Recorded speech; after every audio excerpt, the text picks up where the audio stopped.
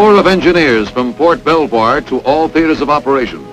An engineer's war, a specialized war, a war of complexities and scope, demanding the ultimate in trained manpower. Engineers must be oriented and adapted to a multitude of tasks. They must be ready for specific assignments wherever battle lines are drawn, and behind the lines. They must be ready to build and to destroy, to attack and to fight off counterattack. They must be trained to the minute. The basic lessons of soldiering start the recruit on a course of great variety. All his talents towards skill, ingenuity, and application are to be challenged. From super construction jobs to knots. But the fundamentals do come first, and trainees at Fort Belvoir learn that rigging is just as important in their training as any of the other steps toward the mastery of military engineering. Demolitions, knowing just how much of a knockout wallop is wrapped up in each deadly package and how to apply it most effectively. Tools of the trade, fitting the modern design of warfare, tools that shortcut the job and ensure perfection of performance. Basic work like carpentry and specialized training like earth moving. Proper handling, care and maintenance of the angle dozer and other machinery for lifting and moving the soil. A far cry from pick and shovel days. Know-how that becomes mighty important when engineers tackle the bomb-shattered landscapes of a score of fronts.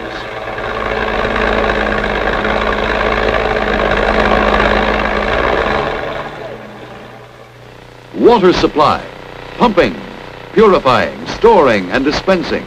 Equipment and methods cleared up for the GIs. Advanced training, including important lessons in the employment of mines, layout, surveying, recording and reporting. Then the thrill of actually installing the mines and to counteract highly developed enemy mine techniques, probing, mine detectors, and all the tricks of removal are taught.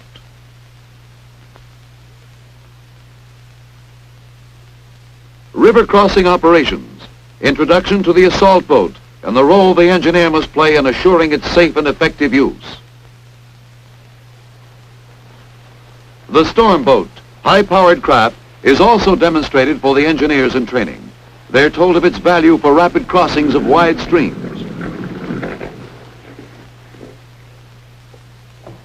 Footbridges, their employment and construction explained and practiced. The pneumatic ponton bridge, first the chart work, floating and fixed sections analyzed. Then actually handling one of the pneumatic floats. Ponton bridges of various weights and designs, implanted in the minds of the students by the only foolproof method, actually doing the job.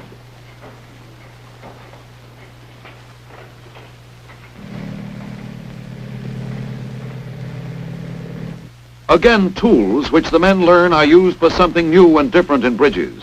The Bailey Bridge, a prefabricated structure, easily portable, amazingly strong. Rapidly assembled or disassembled, it has already played an historic role in this war.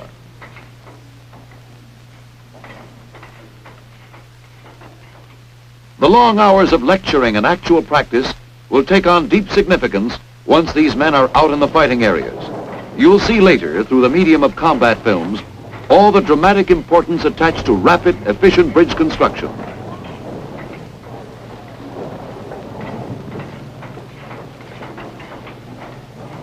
Repair, maintenance, reinforcing, all come in for detailed discussion.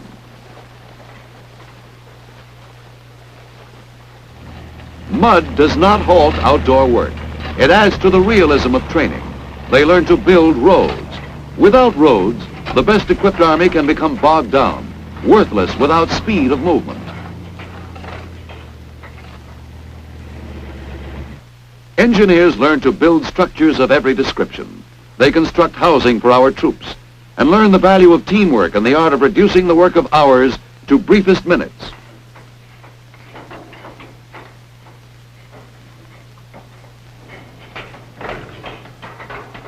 All these plus a mountain of other training details to get ready for that important day when, as engineers, they must move in with an attacking army.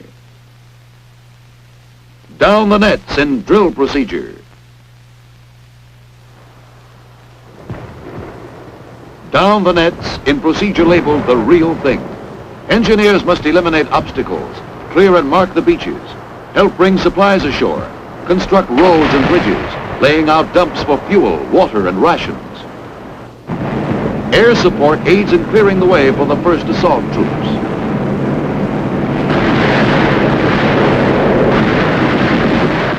Big naval guns knock out shore-based installations. Wave after wave moves up to battered beaches where the entrenched enemy has to be blasted out. Precious minutes ticking away of the H-hour on this D-Day. Timetables and planning and operations repeated over and over again. Trained troops pouring out of massive barges in endless numbers. And always, the men must see that the job clicks. Men and machines, which engineers push to the full limits of their versatility.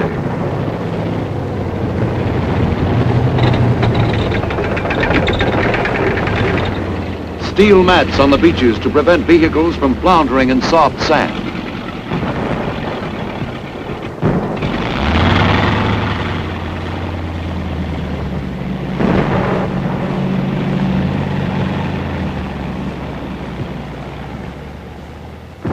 Then comes the problem of keeping the vehicles moving through dense and hazardous jungles. The few narrow makeshift passageways that do exist are almost impassable after heavy rains and continuous traffic. Speed is desired, but you can't get speed under these conditions. A job for the engineers, and they tackle road building problems in wet and steaming hot jungles in the following manner. Here, a corduroy road, logs and sweat and all the shortcuts learned during training days to convert swampy terrain into a road suitable for rapid passage of fighting equipment.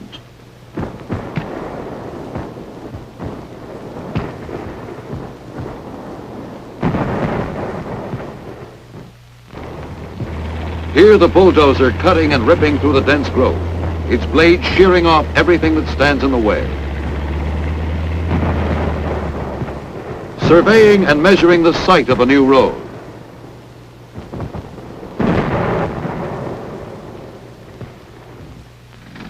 Boring into natural coral deposits to get surfacing material through blasting.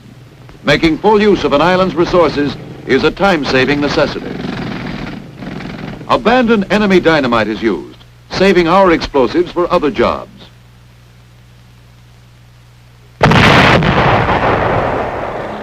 Power shovels lift the coral into waiting trucks.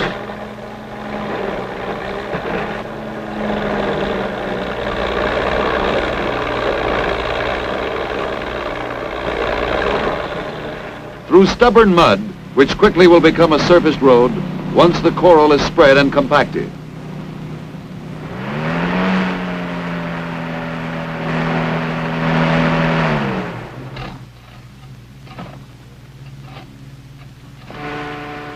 A road of this type is not expected to stand up like a concrete highway, but it can be completed in no time at all, and is certainly an improvement over soggy jeep trails.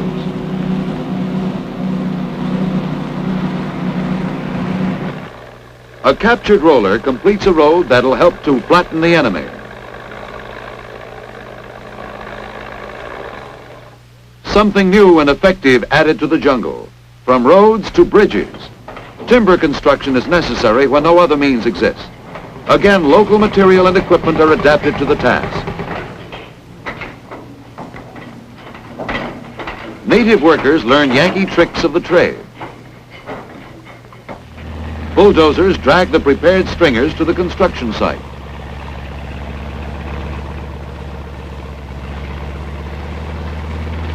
The engineers rig up a temporary ramp. Ingenuity that cuts down time and labor in moving the heavy stringers up into position.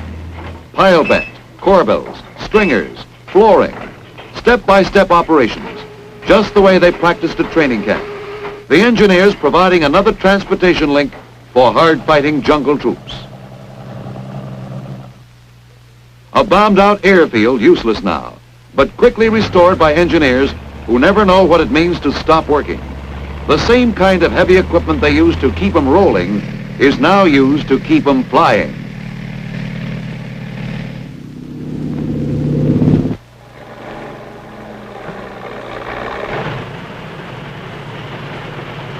A grounded plane is like a clay pigeon out in this treacherous jungle country.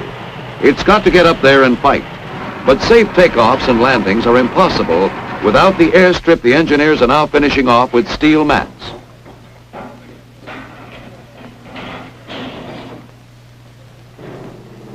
And shortly after its capture, the field is open for business.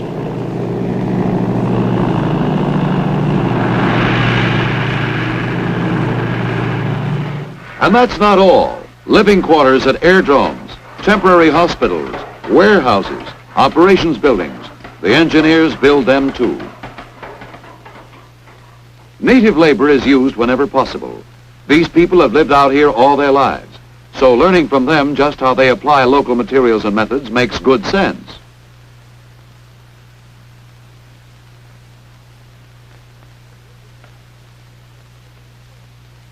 Building docks in remote places again falls to the engineers. By adapting timber pile or trestle construction like that used in fixed bridges, the engineers lick their problem in short order. The European theater. Here the engineers embark on their most momentous assignment. The full fury of the American offensive unleashed in the mightiest military undertaking in history. A blow aimed right at the heart of Hitler's Europe. And in this hour of decision, the combat engineer had to bring into play all the skill and daring acquired at training camp and on the field of battle. So that the enemy may finally be smothered in an avalanche of force, engineers are called upon to pull every trick in the book to help get our armies moving and keep them moving. All this you see them doing.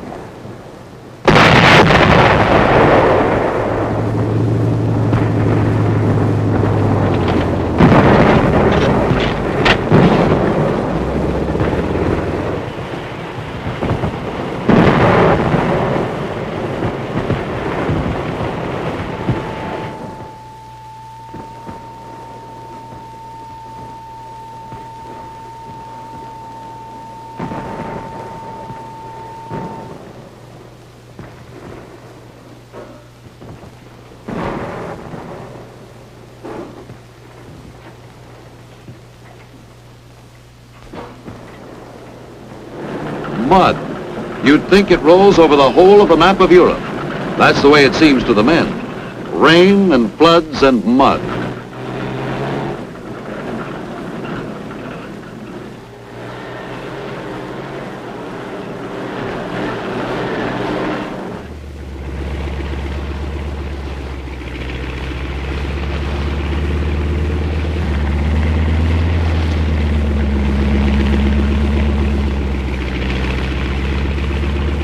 The man with a shovel has one of the bigger jobs. To salvage flooded roads, you've got to keep them from washing out. Drainage ditches kept open so the muddy waters can run through the culverts and away from the roads. Crushed rock for another road from a quarry operated by trained engineers.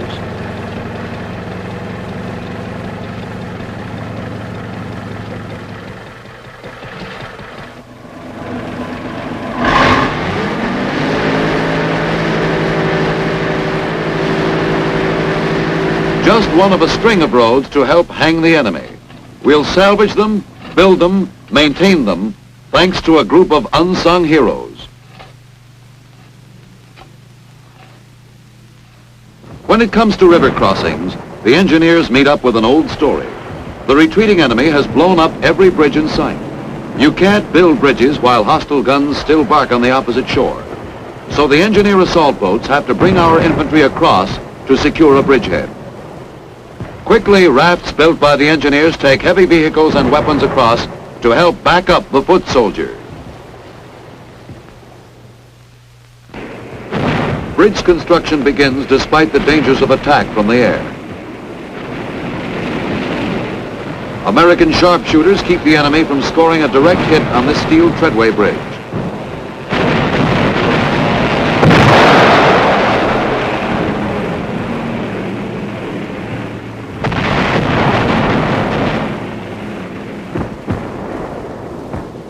By sheer guts and alertness, they've saved our bridge.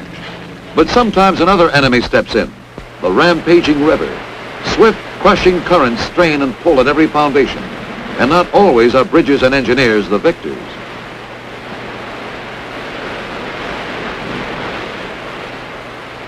The successful construction and maintenance of floating bridges depends greatly upon the swiftness of the current.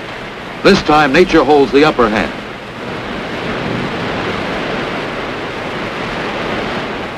But the engineers have other tricks up their sleeves. They don't depend on floating bridges alone. Fixed bridges are constructed to take it. Here, mines are removed while construction plans are discussed. The center line laid out, the abutment prepared.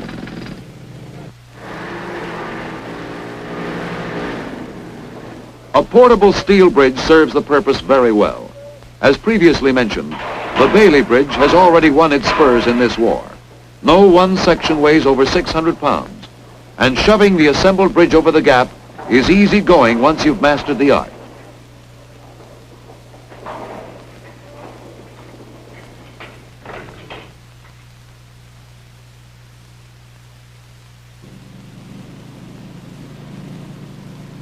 Since it's light and so rapidly assembled or disassembled, it can easily be replaced by a timber bridge when the Bailey equipment is needed elsewhere. An old masonry bridge once stood where the engineers now show you how fast a two-lane timber trestle bridge can spring up. Back in the States, they learned that the combination of modern tools and the knack of using brawn and muscle where needed couldn't miss. They find all this more than true.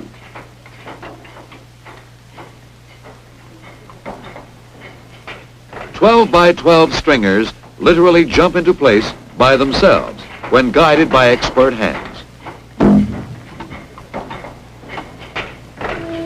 The circular saw of the air compressor is a mighty handy tool. Soon the last stringers and the last spikes. And there's your two-lane bridge, something that'll be used by countless men and machines. Something to be proud of. When you want water for drinking and for bathing, you can count on the engineers too. They'll get it to you minus all the impurities. Portable units do the job, and troops out in combat areas can enjoy the luxury of a hot shower, just like Saturday night back home. Well, yes, a little less privacy, but the results are the same.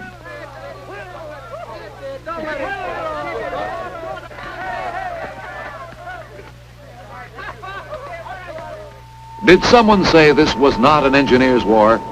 Look here, we're still busy clearing and marking minefields so that our buddies you saw taking the showers can move ahead and give the enemy another kicking around. Work that requires courage and caution. The engineers must be sure and alert, but they've learned how to neutralize all types of mines. This little shoe mine is loaded with a half pound of TNT and could easily blow your foot off.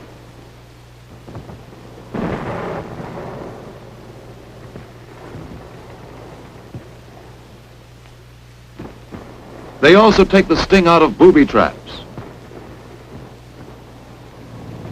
Once our troops move into a city, streets and roads must be cleared of debris so as not to hamper advancing supply columns. Big tractor dozers handle the assignment.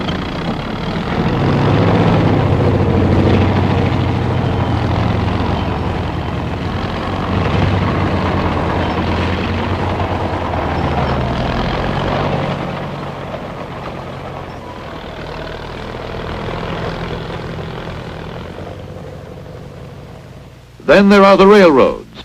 Engineers have to repair the damage we ourselves inflicted while chasing the enemy out. Again, water. Native populations drink from sewers, for the water mains have been destroyed. But American engineer crews quickly put their purification equipment to life-saving use.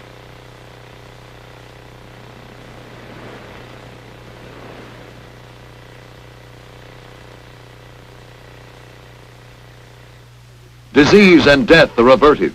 Chlorinating and filtering processes he learned in training camp enable the engineer to become a messenger of mercy.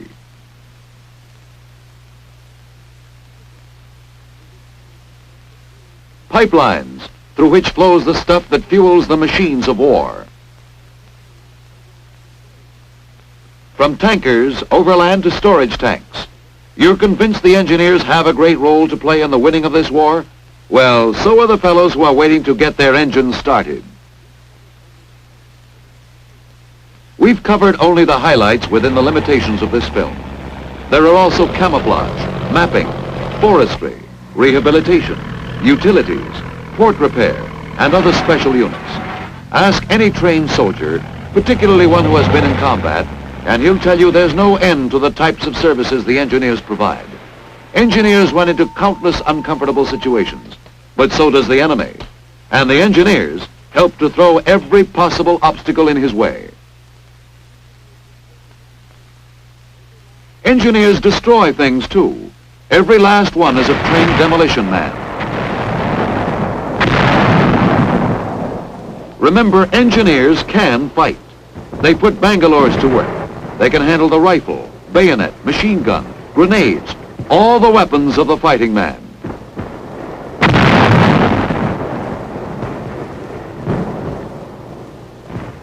Don't forget the bazooka or the pole charge.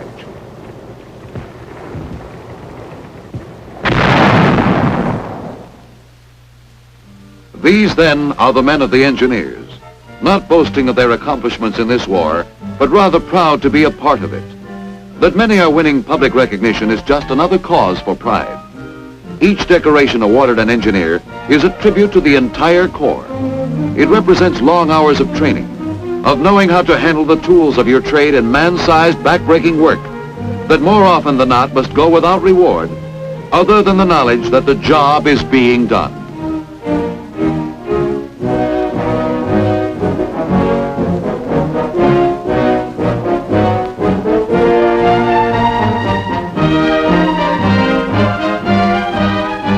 If there be a fighting man who can be called the soldier's soldier, surely he must be the engineer.